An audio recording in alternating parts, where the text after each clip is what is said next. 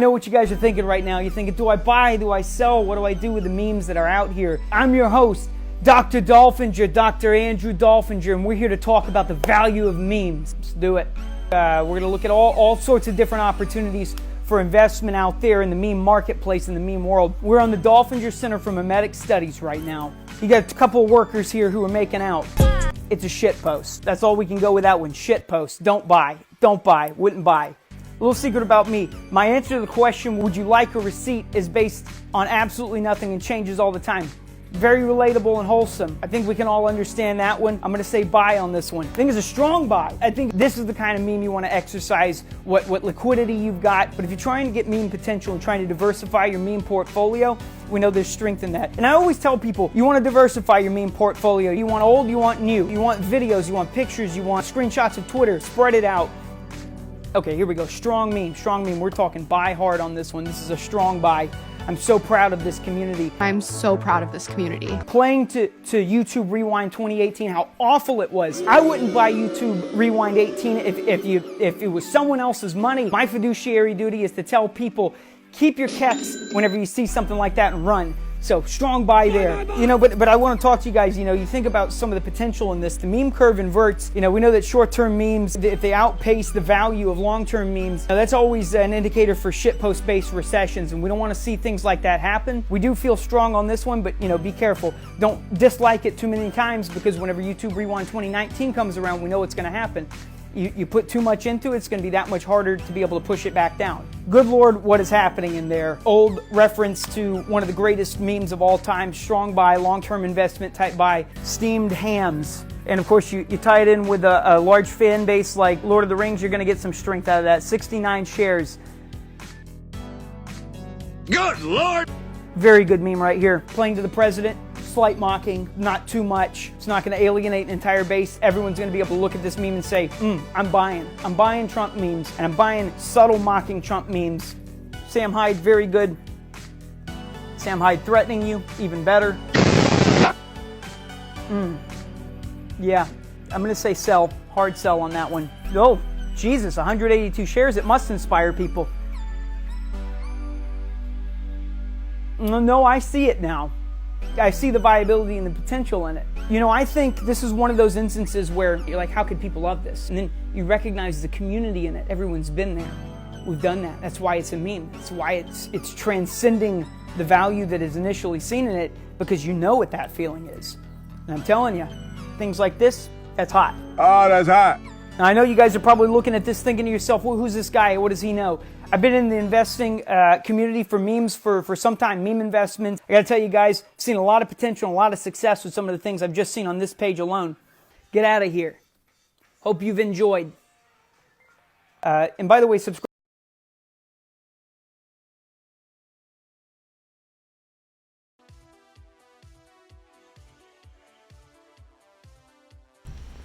All right, welcome to CoinSpice Live. I'm your host, Peter Ryan. We just had a great segment on a little meme market analysis, something we need in this day and age. We are here at CoinSpice Live giving you the spicy crypto things on the internet. Tonight's episode, we got a really cool interview. Chris Pacia of Bazaar and Haven app, their newly launched mobile application that incorporates into their decentralized marketplace. Really cool features. We're going to be going over what it is, how it works, every little thing in between. That's coming up shortly. We also have, of course, Mike and Space mempool report. That's coming up shortly. You don't want to miss that. And we're going to go over, the news, Twitter, memes, all the good stuff, all the stuff that we love. And if you want to show some love, make sure to subscribe down below. Make sure that you go into the description, follow us on Twitter. Make sure you go to our Telegram, subscribe there. Make sure you check out all our stuff. Go to our website, check out our articles. And if you're feeling the love, even more so, you can see the link scrolling down below, and you can find it in the description. Go to our tipbitcoin.cash page, throw us a little love that way, and your message will pop up there, and you'll show up on the leaderboard right over there.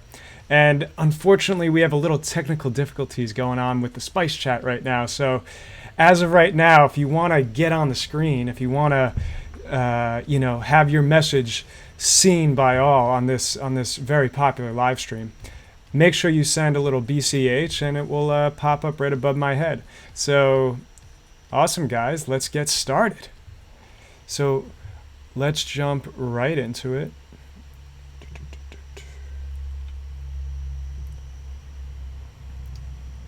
So a little news, guys. We're going to go over a little news. Here we are. We're on CoinSpice, and we're going to go over our guy, Mr. Linzard, his In Case You Missed It series, just giving you a little slice of what's going on in the crypto world. So North Korea funded WMD program with crypto heist, continuing not only the sort of black market crypto meme that's out there, but this is also getting into the idea that now nation states, rogue nation states at least, are using Bitcoin to such a degree that it's causing real serious concerns for other more developed and countries that are in the more normie system. Next, we're moving on. Bitcoin hash rate reaches record levels. So we got definitely some all-time highs going on here. People pouring in that hash power. Now, this is something too. A lot of people talk about the fact that there's sort of a correlation between price and hash rate. While there is a relationship there, it's sort of not exactly sure if, is the price ultimately driving the hash rate, or is it actually miners coming in, and because the miners are securing the chain, people are deriving more confidence. That relationship is a little more inconclusive, but this is definitely interesting to see. Also, from the point of view of, cryptocurrencies that share similar consensus mechanisms, this hash rate can be utilized in a lot of different directions. A lot of miners already seek the highest profit chain, and so what ends up happening is, like on a dime, they could actually switch. So this is interesting from the perspective of not only is this an all-time high for just the BTC hash rate, but also now that all these machines are running, like I said, very quickly they can actually convert over to any blockchain that they want. So something interesting there. MasterCard searching for cryptocurrency and blockchain experts. Cool, bro. Nice trying to catch up. IBM to launch blockchain-based supply chain management network. Very, very, common story we've seen over the years. Samsung blockchain key store market has 17 dApps. Coinbase explores adding new cryptocurrencies, as they always are. And yeah, that is the In Case You Missed It. Make sure you follow our boy Linzard and you follow his series to make sure you're never without a little crypto news and what's going on. Also, we got our main man, Editor-in-Chief, C. Edward Kelso, coming in, talking about what's going on of the China trade war with the U.S. in the context of crypto. So what's he talking about here? China advised the United States to rein in the horse before the precipice and be aware of its errors and turn back from the wrong path. A post on the People's Bank of China read in response to the United States formally labeling the country guilty of currency manipulation. Some analysts have tied the designation and its resulting uptick in rhetoric with fueling a recent increase in cryptocurrency prices. So we're going down and we're seeing that, there's definitely some tension here. There's definitely some animosity. We have a quote here. Secretary Mnuchin, under the auspices of President Trump, has today determined that China is a currency manipulator. Definitely some fireworks are sparking off. And as we get to the end here, the People's Bank of China has always committed to maintaining the stability of the RMB exchange rate at a reasonable and balanced level. So guys, please check this article out. We got Kelso giving you a little bit of an explainer here. Go to our website, read the whole thing, get your knowledge on, and make sure you check that out.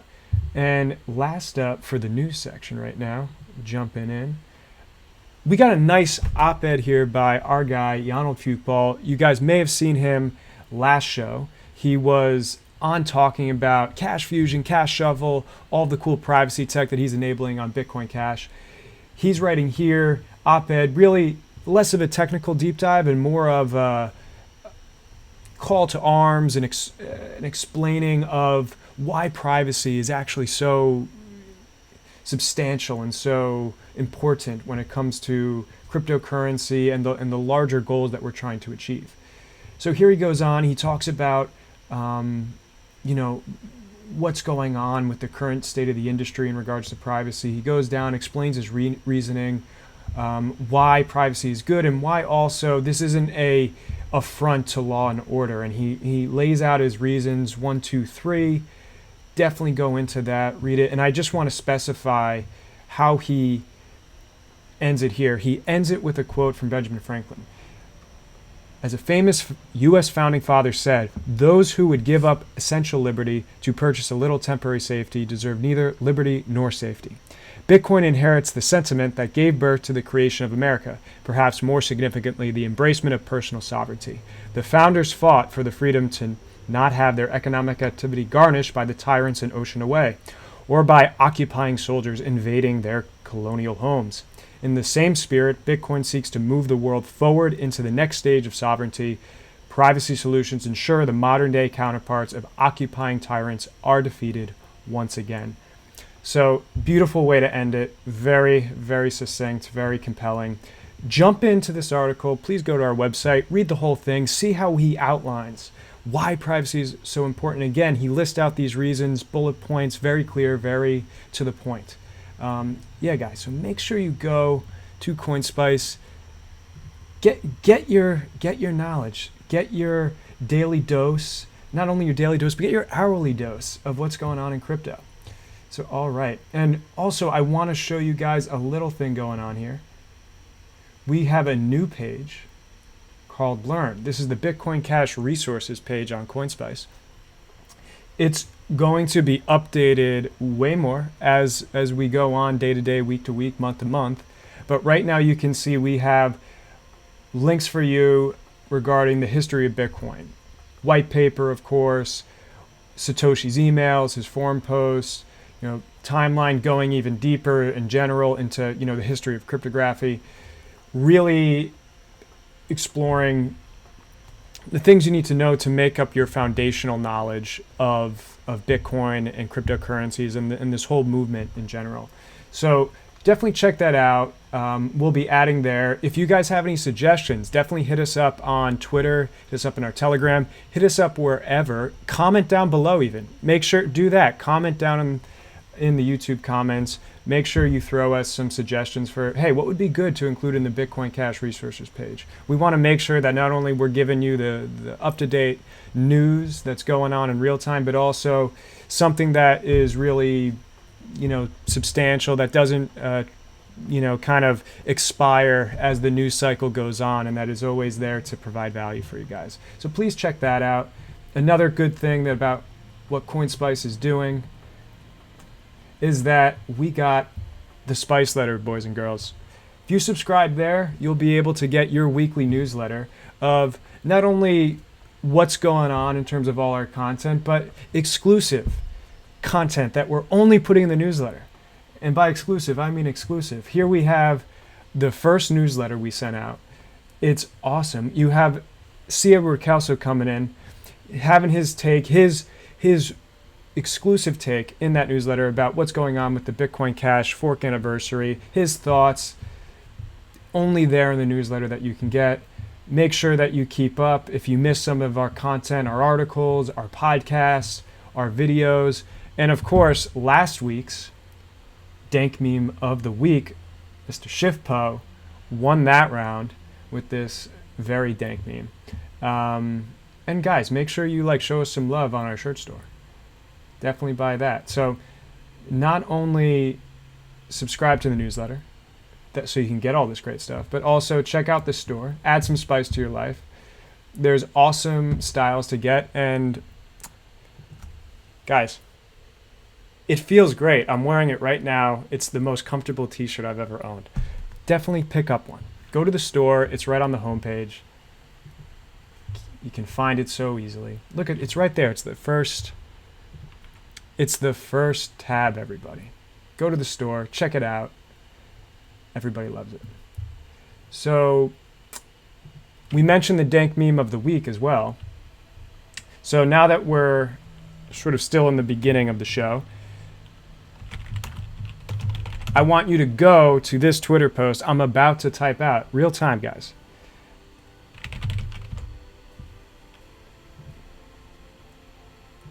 Go to this Twitter post.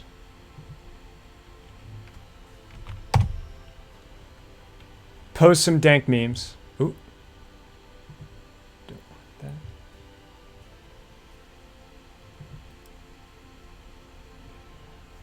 And you have the chance to become the dank meme of the week. I'll be going over at the end of the show who I think made the cut. I will only be reviewing memes in that Twitter thread. So make sure you comment there. I post in the YouTube chat. You can go to Twitter. It's the first tweet on our feed if you go to our Twitter, @CoinSpice. Post your dank memes at the end of the show. We're going to announce the winner, and we'll see, is Shifpo going to keep his title? Is he not? The suspense. It's killing me. It's killing me, guys. So there we go. There we go. Next up on the Slack, guys, we're going to go to our main man on the 2s and 5s, giving you the essential. You can't get through the day without it. The mempool report. So here we go.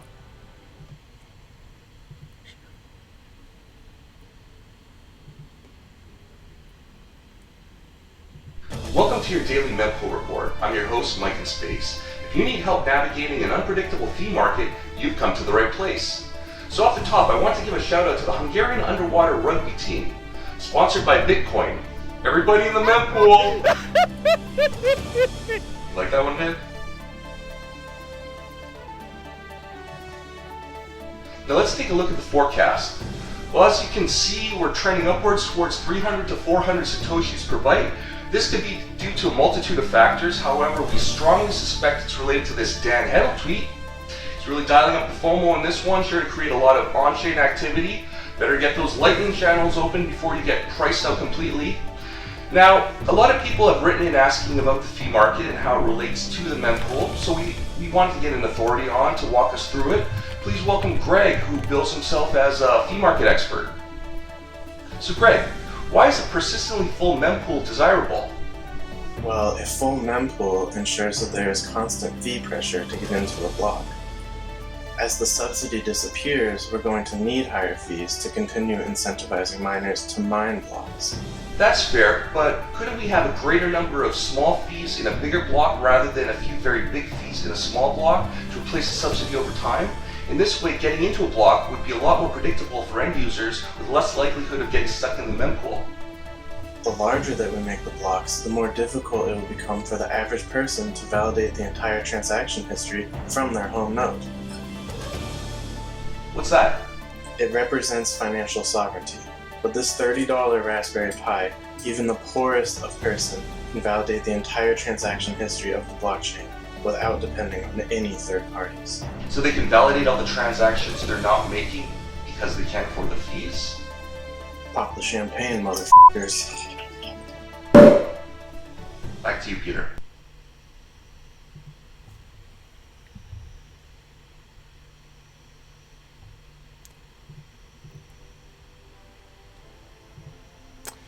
All right. Thank you, Mr. Mike in Space. Very educational.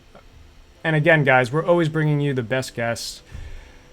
Very informative, expert, the top in the industry. So, yeah, that was your daily mempool report. We went over some news, went over that. We showed you what some new stuff is going on CoinSpice.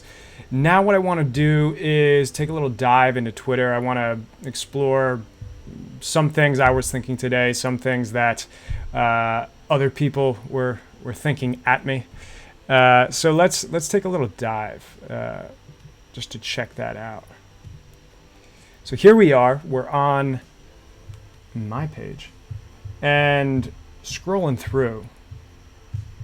Some great stuff here too. What I was checking out earlier in the day was it seemed like here we go. Here's a good one to start. We got Tur de Meester talking about how the ultimate use case of the Bitcoin blockchain will be as a settlement layer. This was a tweet in October of 2018. And what I was doing, I was going back and forth looking for when in the Twitter timeline did settlement layers start appearing in frequency, doing a little numbers and kind of trying to see when the uptick was. And so I started to find that, for the data that was available, it seemed like 2017 into 2018 and this sort of being perhaps a peak of it all was the solidification of this idea that, Bitcoin is really a settlement layer. It's not really about payments. And I was going through this, and it was really irksome to see this, because as much as there can be an argument made for the idea of the settlement layer, for the idea that the block space is so valuable, and ultimately we have to prioritize that block space being valuable, and thus the prices need to be high, and thus you're excluding people. Whether or not that is a good outcome, the logic is there to suggest that, okay, to keep miners incentivized and to keep the blockchain running, you're going to need high prices if you have small blocks to make sure that gets through. The problem with this is that it is a totally, forced, round peg into a square hole of a definition, because the only reason it exists is because of the inability of Bitcoin core people to get around the concept of raising the block size to encourage more transactions per block, and thus to lower the fees that would enable an actual payment system, an actual system we all would recognize as something that is like cash. Imagine that. So because of this closed-minded desire to close the block size, to reduce it down, to keep it down, it created this issue where, okay, well, now we have to start redefining things. Now we have to start to reconceptualize what Bitcoin was. And back in the day, it seemed like everyone was on board with the idea that, of course, Bitcoin is valuable. Of course, the price is going to increase. Of course, there is this analogy that can be made to digital gold, and how there's, this isn't just sort of like pennies you're throwing around. But on the other end, it was also unified with the idea that you're going to be using this for everything, goods and services, daily, hourly, perhaps by the minute, by the second, by the microsecond. These were all connected at one point, and then as the scaling debate transpired and as the small block design became final, it then became necessary to actually diverge those concepts and really make what is now Bitcoin Core, BTC, this one thing only having to do with the settlement layer. And the conception of the settlement layer is that only big banks will actually have the resources to transact on the base layer of the Bitcoin blockchain. Because the fees are so high, they will actually bring a bunch of transactions in, they will batch them, and thus save costs that way and push it through. And so the right will only be reserved to them. Now, pundits and economists have talked about what is the number of institutions, whether they're called banks or not.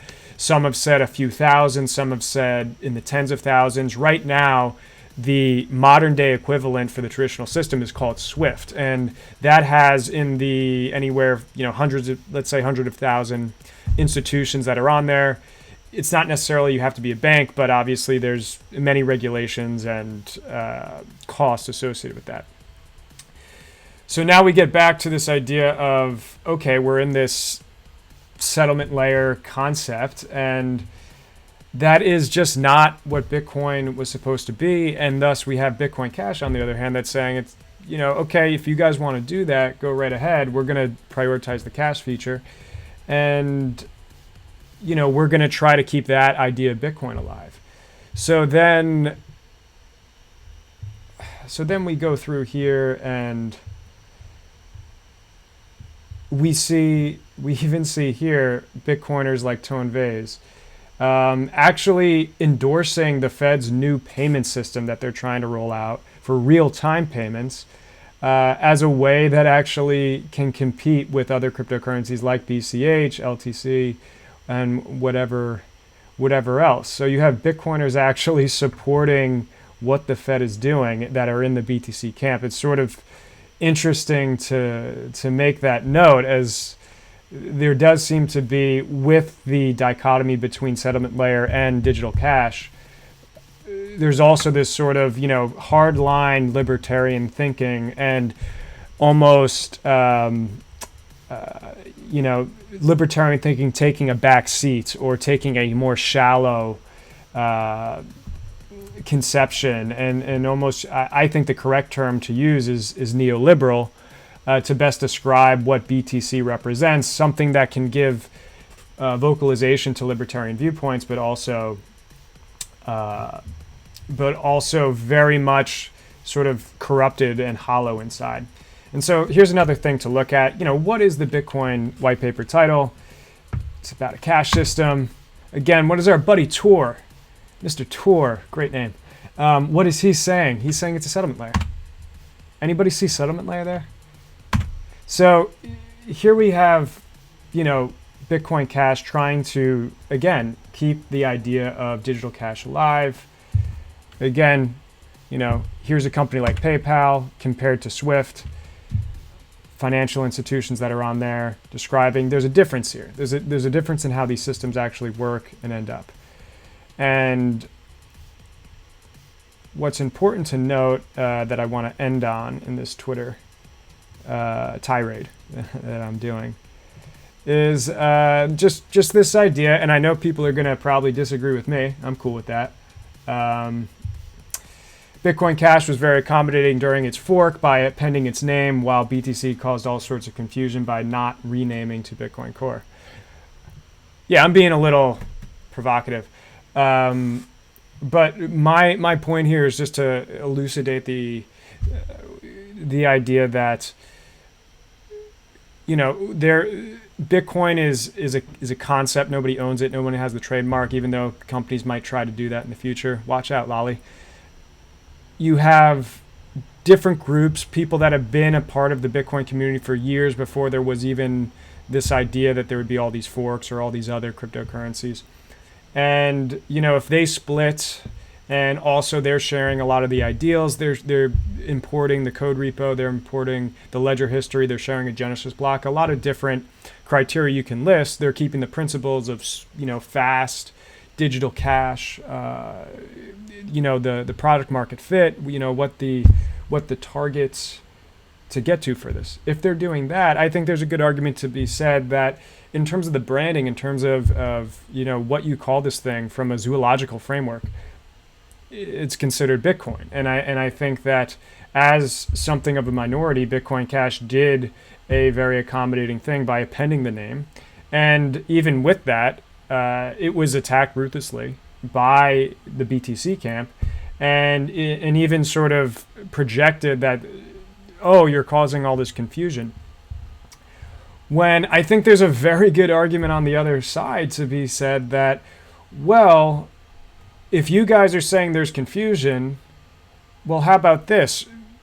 The whole idea of Bitcoin was about digital cash, was about bringing, this idea that it would be accessible to people, that fees wouldn't be so high that you got to go off to a totally new system like, Lightning, Zap, Rube Goldberg machine. And that would be your way to actually transact in payments.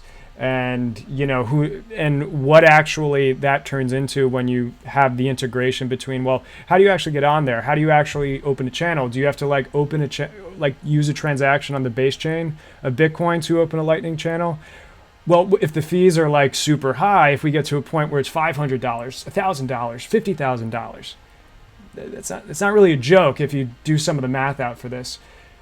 The average person's not really going to be opening Lightning channels all the time if they have to do an actual Bitcoin transaction to make that happen. So you're really changing the entire paradigm of what Bitcoin is, and also you're changing the entire conception of, again, it's moving from cash, like we saw in the white paper, to settlement layer, like all these pundits and all these other people involved in Bitcoin Core are suggesting. So I was just throwing this out there. Definitely got some love for some folks. Got a lot of hate. Got a lot of trolls. Triggering some people, making them sweat. But that's good. We're spicy. We're supposed to make you sweat. So that's the Twitter. That's the Twitter world right now. That's what's going on there, guys. And always, this is always how you have to be. You just got to take it in stride. But anyway, so let's move on to the main event of the night. We got from Open Bazaar and Haven, we have Chris Pacia, lead backend developer. He's talking to us about what they got going on. They just launched a brand new product. For those that don't know, Open Bazaar / Haven, what they are is they've developed an open source decentralized marketplace that utilizes not only the principles of crypto in terms of censorship resistance and bringing commerce to the world, but they are also implementing only cryptocurrencies that you can buy goods and services on. So there's a few of them right now. We know Bitcoin Cash, Bitcoin Core, Zcash, and I believe they're trying to onboard a number of other ones in the short term. So it's a great marketplace. They've been around for a little while, and this mobile app is the big launch they just did to give people that resource. And you can find all sorts of cool stuff, definitely heavy on the crypto users in terms of what the content you'll find in there, but some other really cool things, and I'll show you real quick before we get started. Here's Haven. You can see right here what's going on. You can find cool stores. You got some mugs there. You got a shirt. You got art. You can see here's a wallet that they have in the system. Very good. You can, not have to go in and out. Has great privacy, more choices, more connection. And what is really interesting about this, it's actually multiple apps in one. It's a private messaging app. Again, it's a marketplace. It's a wallet. And what is really cool too, it's social media. So you not only get those private messages, but you get sort of like a Twitter-like experience where you can just exist in sort of this community of people posting content and not even have to interact with the store feature. So what they've really done here is made a seamless experience where you can go back and forth between buying and selling things, interacting with public communities on the social media end, and also having a private one-on chat with either the people you're buying things from or just, your friends, your buddies, your business colleagues, and what's going on there. And also, have an extra wallet on hand. So very cool stuff. I don't want to take too much time getting all in because Chris will do that for us. And without further ado, let's start.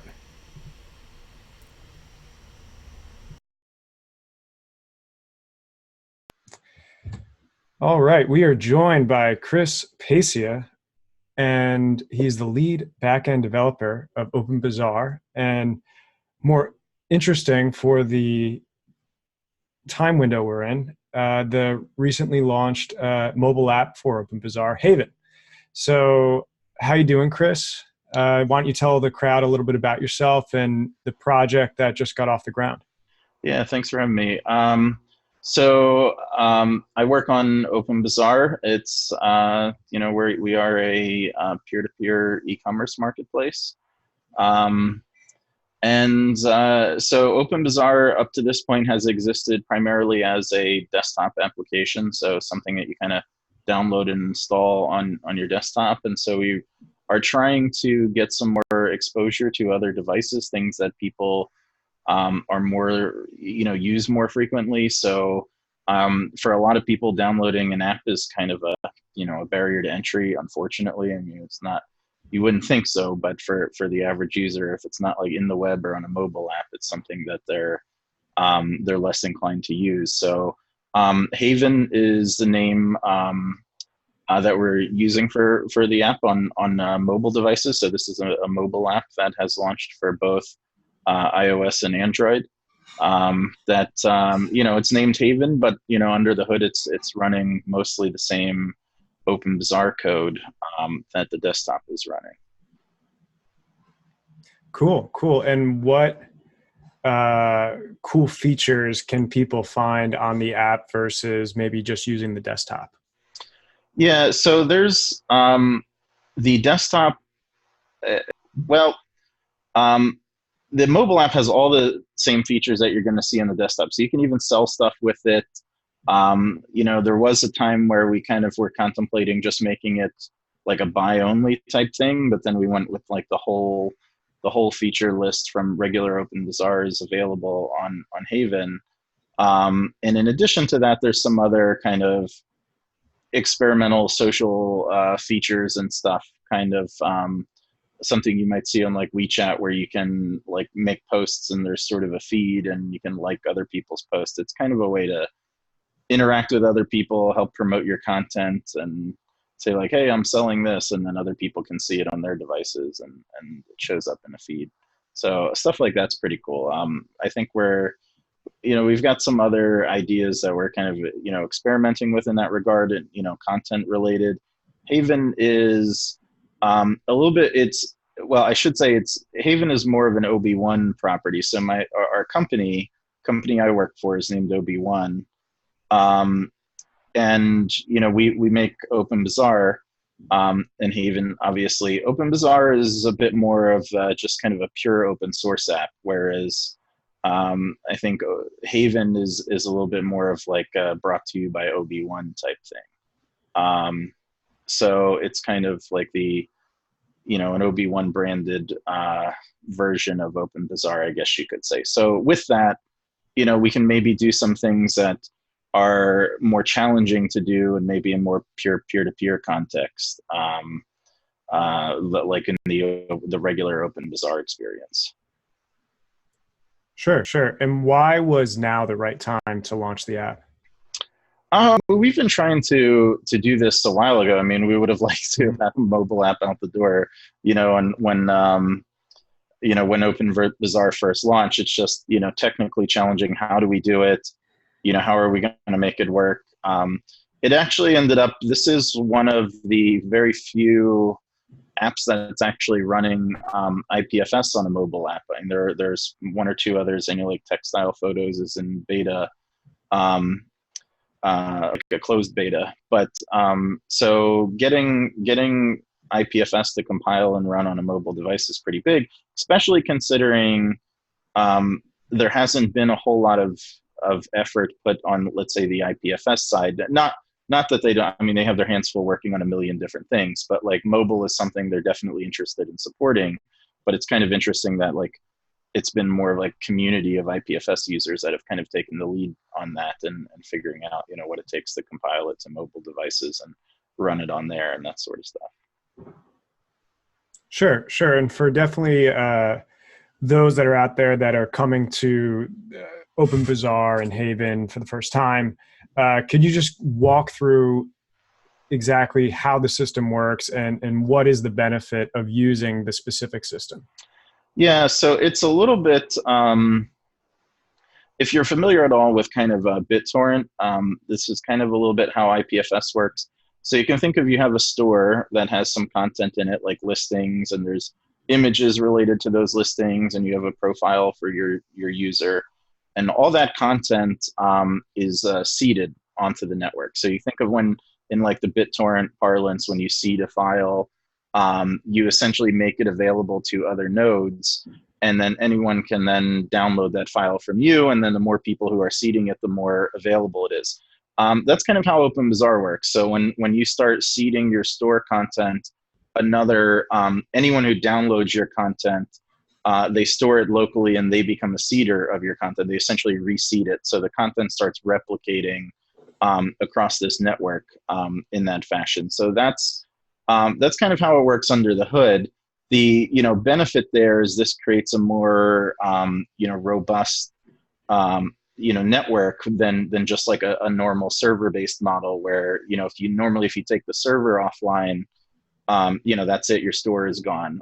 Like if you had a Shopify or something like that, the store goes down and then that's it. But with this, the content is much more sticky than that. It persists on the network, and you would have to kind of identify all the computers that have the content and somehow try and take them all down while preventing it from replicating and that sort of thing.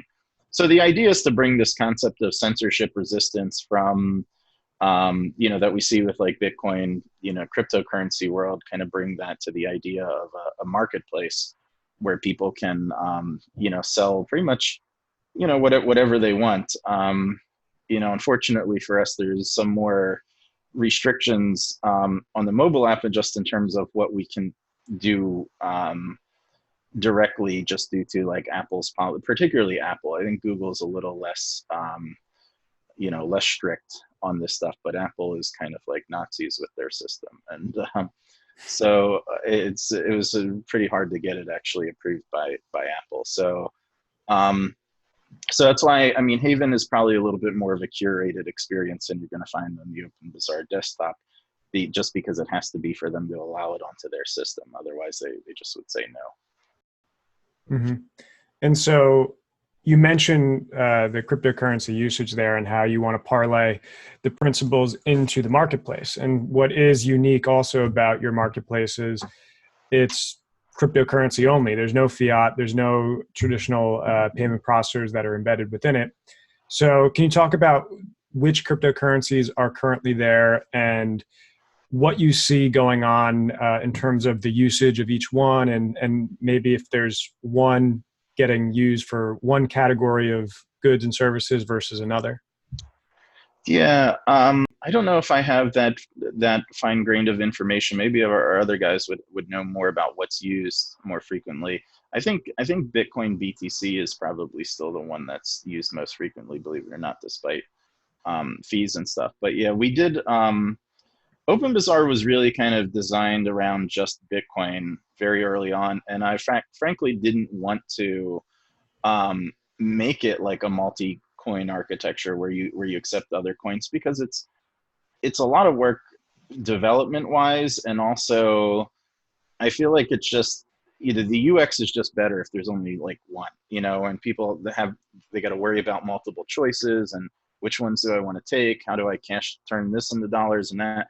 Like Bitcoin very early on had a very strong network effect, and there was really no reason to use anything but Bitcoin. And of course that changed with the scaling debate, where like the Bitcoin community basically decided we're not going to scale. And like, if you want to use cryptocurrency, you're pretty much gonna, for something like this, where like transaction fees actually matter, you're going to have to like implement some other coin or something else. And that pushed a lot of people who were originally just like a single coin architecture, that pushed a lot of people into like a multi-coin architecture, including us. So we had to spend a lot of time, rewriting a lot of stuff and redesigning stuff to support, using multiple coins in Open Bazaar. So today it's Bitcoin, Bitcoin Cash, Litecoin, Zcash. There's probably some other ones that we'd like to get in there too, maybe Dash. There's, some talk about Monero. Monero is a little bit more challenging because of the way the coin works, but not like completely opposed to it. But, at this point, I would probably say, we've got our hands full in terms of what we're trying to stuff we're working on trying to get out the door, but maybe possibly other coins we might add in, maybe early next year, if that's probably a timeline that would work for us in terms of everything else we're working on. Sure. And I saw there was a tweet you guys did talking about if you should add Ethereum or not.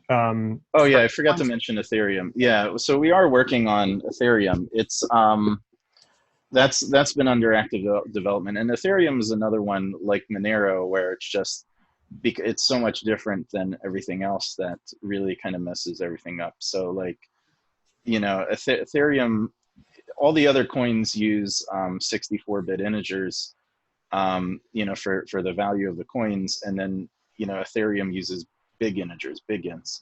And so now you have to go and find every single spot in the code base where you're using a 64-bit integer and switch it all to big ints, just to handle Ethereum. And it's like, I mean, that's probably more of a legacy. If we knew we were doing Ethereum from day one, we would have designed it like that, but it was designed around Bitcoin. So it's annoying stuff like that we have to go through and kind of change in order to support.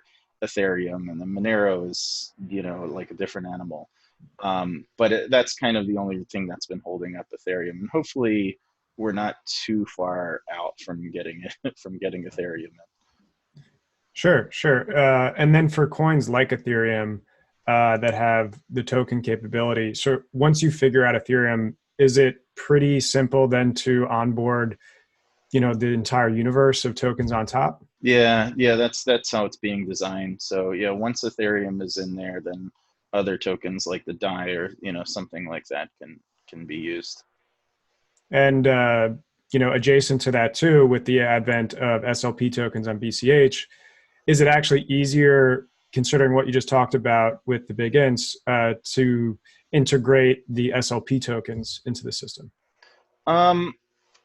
Yeah, I don't know.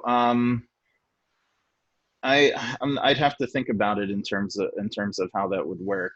I mean, just from like a technical perspective, we have an interface where every coin gets like a separate interface, and so you can have like a single wallet backend that implements like a different interface for every token, right? Even though it's just like one piece of software, but it just implements multiple tokens. And I think something like SLP for BCH would need to do that. You'd need to have like your BCH wallet backend also providing support for these individual tokens. So from like the standpoint of the main part of the code, it would look like multiple wallets, but even though it's just one process managing everything behind the scenes.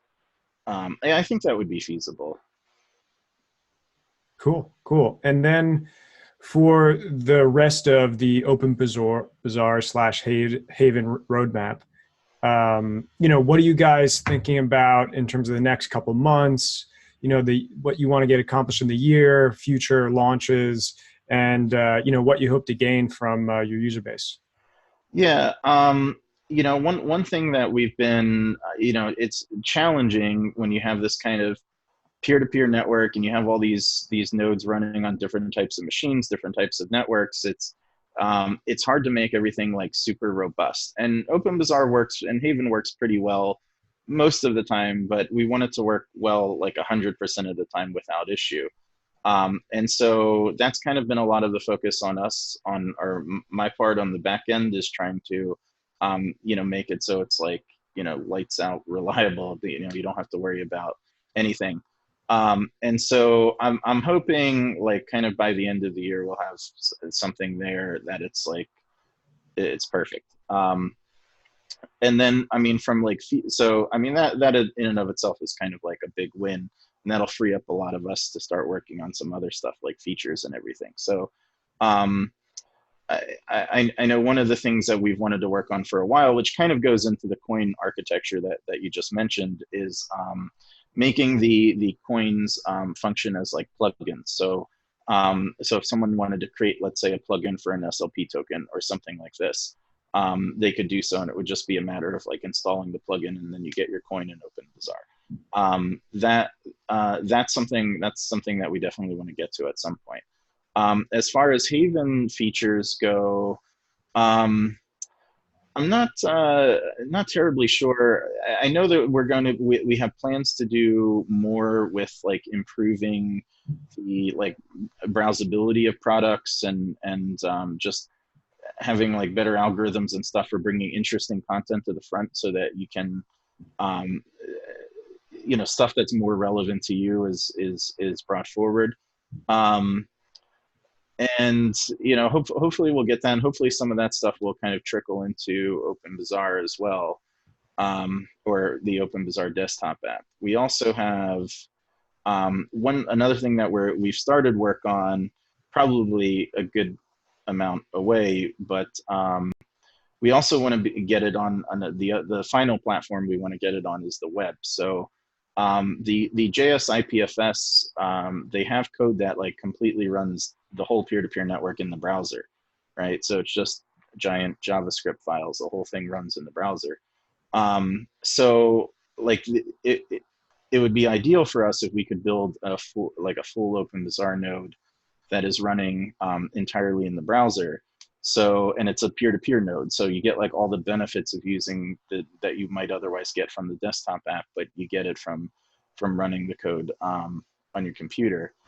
That's something that, I mean, we've already started work on that. I think that's a big project. So that's something else that I'm hoping to come down the pipe too. So between those three apps, you have the desktop app, which kind of is hope to kind of become like the app for like power users, maybe vendors, merchants, people who want to use Tor and that sort of stuff. And then other things like the web or the mobile, and then getting them all being able to interoperate with each other, so you can maybe like sync your data across all three nodes would be kind of nice. So it's stuff like that we're working on. Kind of challenging to figure out how to do it all. Cool. And then what would you say is, your elevator pitch to folks out there that, they could be on Shopify, they're on whatever marketplace that they're currently on, that's, a centralized organization. They're not really feeling pressure right now, but like, what is that key X factor that differentiates your product from the rest? Yeah, well, I think OpenBazaar works the best for people who have kind of been disenfranchised by places like eBay. You see a lot of people getting deplatformed all over the place for a variety of different issues, but also on the e-commerce marketplaces. People have their stores shut down. They're told they're not allowed to sell this or not allowed to sell that. Most of that stuff, we have no problem with selling on OpenBazaar. You obviously have to look at like the legality in your own jurisdiction, when you make a decision to sell stuff. But I think those people, obviously they're going to benefit if they're just going to be able to sell stuff that they wouldn't be able to do elsewhere.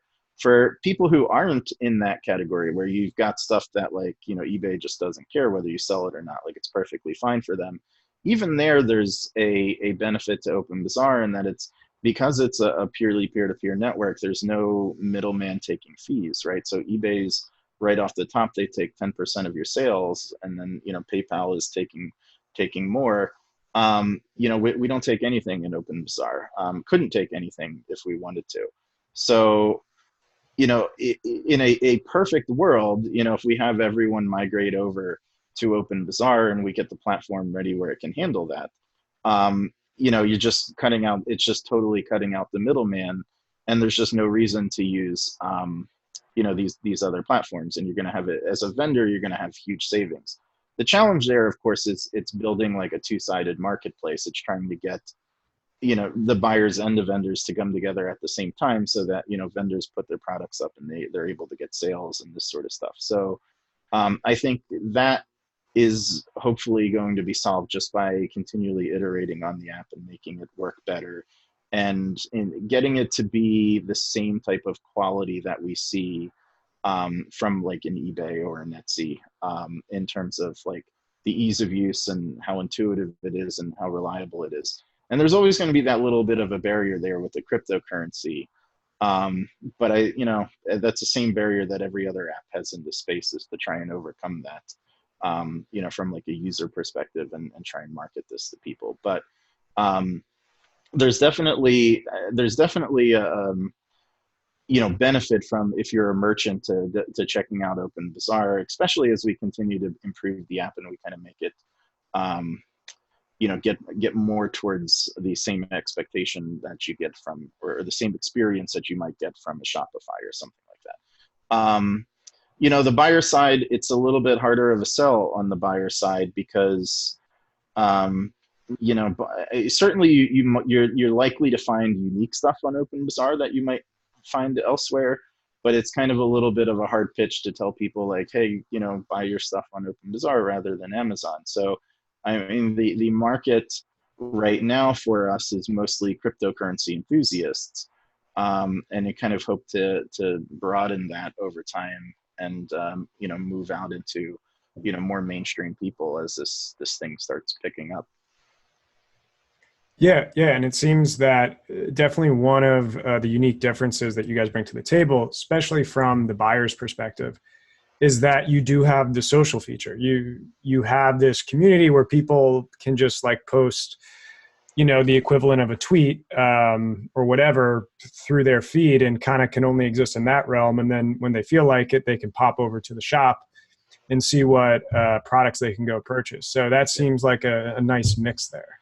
Yeah, definitely. Yeah. So as we wrap up, I was thinking we can take a little bit of a bird's eye view. You mentioned the scaling debate earlier and how that presented some problems, high fees, the whole story behind that. And you've, on previous occasions and through your other work, have made arguments for Bitcoin Cash. And now that we are a couple days after the Bitcoin Cash anniversary of when it forked, it'd be great to hear, what are your thoughts on the progress that has been made, where it stands as of now, and where do you see that roadmap going in terms of the Bitcoin Cash community in general? Yeah, I feel like we have made a lot of good progress in the last 2 years. I feel like from a technical perspective, Bitcoin Cash feels like it's in really good shape to me right now. I think we're also kind of benefiting from, there's been a lot less drama over like the last, I wouldn't say 6 months, but like maybe 3-4 months.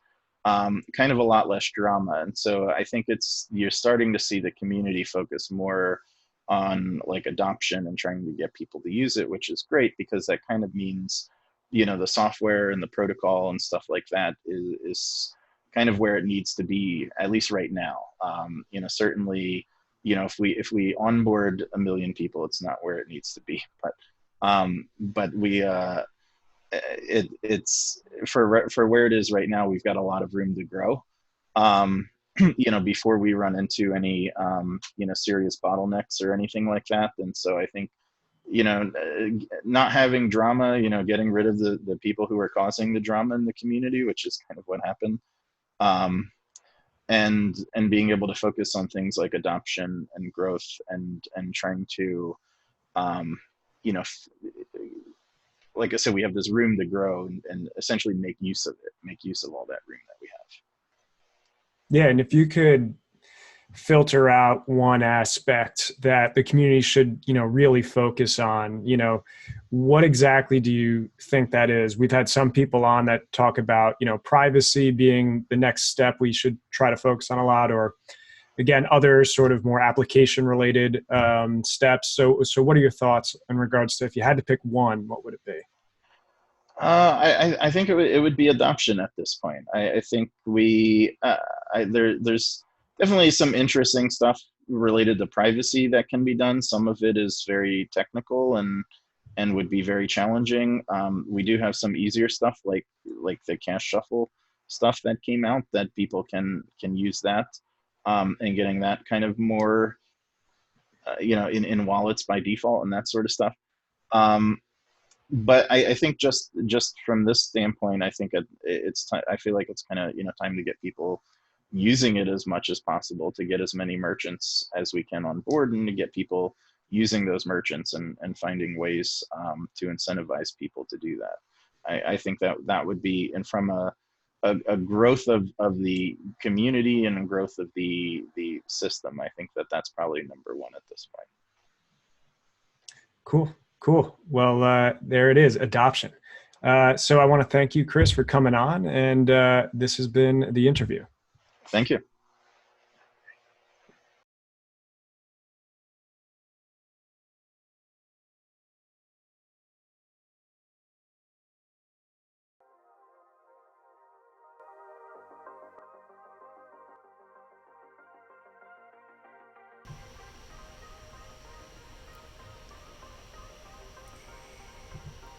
All right, we're back. That was our interview with Chris Pacia, Open Bazaar and Haven. Guys, check Haven out. Download it. They're on the App Store. They're on Google Play. You can get them across multiple platforms, and you can see what is going on. Play around, send some messages, make an account. If you see anything you want to buy it. There's cool people on there. If you want to sell stuff, you want to bring your goods to a platform that supports censorship resistance, decentralization, and the crypto ethos, go to Haven. Get on there and use it, guys. And make sure you follow them on all their social channels, Twitter, Telegram, Reddit. See what they're doing. And hey, guys, they're growing. Show them some love. Show them a comment. Send them a picture of you using the app, of you getting your storefront on there. Definitely do it. This is a great UX, UI. The design is really cool. Definitely something that is unique and distinct in the crypto world, where we can kind of be a little in the weeds when it comes to the technical aspects. And this brings a nice, slick user interface to more average, casual users. So kudos to the Haven and Open Bazaar team on that. Yeah, so definitely go check out that. To wrap things up, guys, so what did you think of the interview? We have the chat room going over here on the side that I'm looking at right now. It'd be great to understand some of the questions you got right here. So like, throw them in the chat. I'm scrolling through, but bring them to the forefront if you got a really important one you want me to read. Let's see. We got... So we got Josh talking about timeline on BIP70 support in Haven. It's a good question. We did not get the chance to ask Chris that, but I would recommend hitting them up on Twitter, just like tag their account and see what their answer is. I'm sure they'll be super responsive. But hey, BIP70, people are talking about it, guys. People are, it's trickling out all over Twitter, all over the social media. What else do we got, guys? What other questions are... Oh, here we go. We got Bitcoin Cast. If you want to sell on OB, is it best to run OB on a VPS to minimize downtime, or is that not an issue anymore? Again, great question. Those are the questions that people are getting out of this. If we got some OB, if we got some Haven people watching, these are some things that you might want to like jump in, answer. And guys, hit them up on social. I'm sure they'll be happy to answer all this stuff. But for sure, okay, so there's some questions. But yeah, definitely check out Haven. So going back, guys, to a little other announcement. We talked about how CoinSpice, we just launched our first newsletter. Please subscribe to that. Go in, subscribe. We're going to be doing exclusive content there. We're going to be doing things you're only going to be able to see in the newsletter. Every week, we're going to be coming at you hot and spicy. Do that. But another announcement, we just launched a Instagram page devoted exclusively to memes. So if you're tired of my face, of articles, of us droning on about, crypto, technical, serious nonsense, go to this Instagram page and just get your straight cut 100% meme injection. And please follow us, CoinSpice_memes. We're going to just be throwing you the dankest stuff that we make, stuff that you guys make, that we see out there and that we like, and we're throwing them out there in the feed. But definitely come on board and check out our Instagram page. We're going to be doing a lot more posting across all different platforms, so be on the lookout for that. So please do that. Once again, definitely go to our store, grab a shirt. But on top of that, make sure you can find the Spice Letter sign-up page on any article, right in the sidebar. Just throw your email in there, hit subscribe, you're done. Guys, you're done. That's all you have to do. And you get direct feed into the Spice. You don't have to come here. You don't have to push or pull. We push to you. Great. So we're now at the point... Oh, we have one question here. What is the URL for Haven? By Cameron. The URL for Haven is gethaven.app. Everybody, gethaven.app. Check it out. Play with it. It took me, I think, 10 seconds. Yeah, it took me like 10 seconds to just onboard and just get into it. And it took me like another 20 seconds to basically just figure out, okay, where's everything located? So like under a minute, everything made sense. I had a profile. I could do everything on the app. There was no, I didn't have to wait 5 days for like a KYC something or other. Didn't have to, fill out a long form. It was a minute. I'm being serious. That's how long it took. So check out Haven. But we're now getting ready for very special part of the show. Dank Meme of the Week. So we had Shifpo last week winning the title for his meme about what's going on with how Bitcoin's supposed to be used and who's using it. Great meme, very dank, very, very nice. And we posted the tweets for your submissions at, let's say, 8:30. So there's been a decent chunk of time for you guys to submit. We've had some good submissions, feisty competition, but now I'm going to reveal, drum roll please. We're going to reveal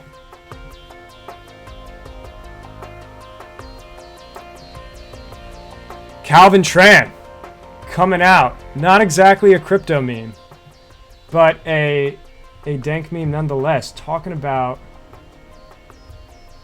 when you accidentally turn on location on your Huawei phone, and we got a nice Mulan cartoon of a fire and a guy looking angry at it.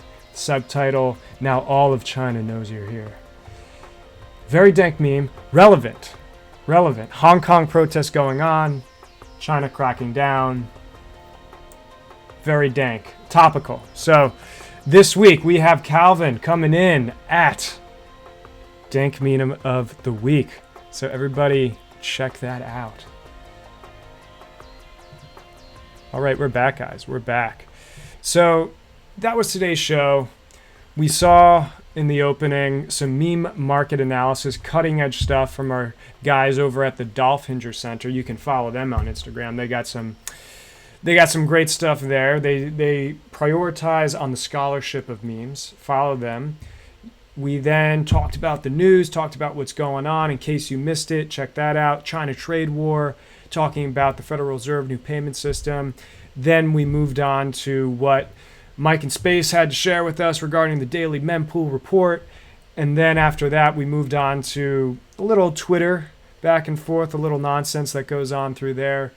And definitely going over, what it means to be Bitcoin, who has the right to say what is Bitcoin. This is my shtick that I'll always go with. So we looked at that. We then moved on and we explored all the cool things that were going on CoinSpice. We got a new newsletter. We got a new Instagram.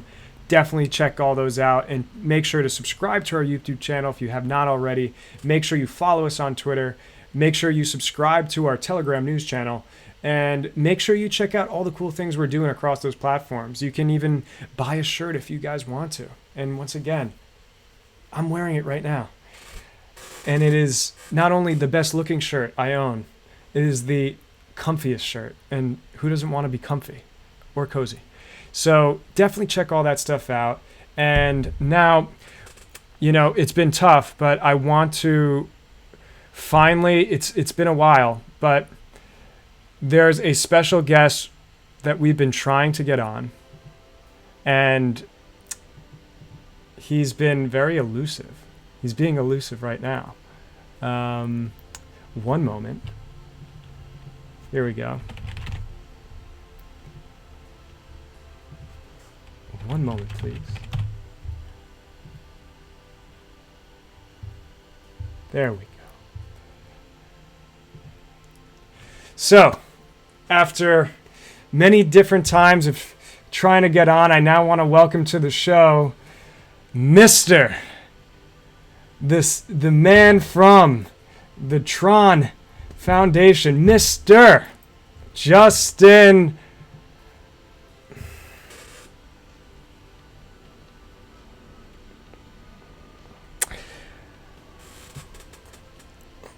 All right, so I just got word that Justin's son can't make it once again. The prior week, he was trapped in a well on Warren Buffett's golf course. Last time, he was Lost in the Jungle with Arthur Hayes. Unfortunately, hold on, it's still coming in. So he's currently, he had a very bad reaction to a tropical smoothie, and he says he hasn't been out of his office in 3 days. Okay, well, unfortunately, Justin, he loves those smoothies. He's probably drinking too much, and so we couldn't have him this time. Maybe next time we'll be able to have him. We're really looking forward to it. We got a lot of questions. They're piling up. But anyway, guys, I'm Peter Ryan. You can follow me at _Peter Ryan. I'm your host of CoinSpice Live. You can catch all our stuff at coinspice.io. Make sure to follow us on all the platforms. You can catch everything in the description, all the links, all that good stuff. If you thought this was a great interview with Chris Pacia of Open Bazaar, of any of the other clips we had, throw us a little love, throw us a little tip, a little Bitcoin at tipbitcoin.cash, and much appreciated. Stay spicy, everybody.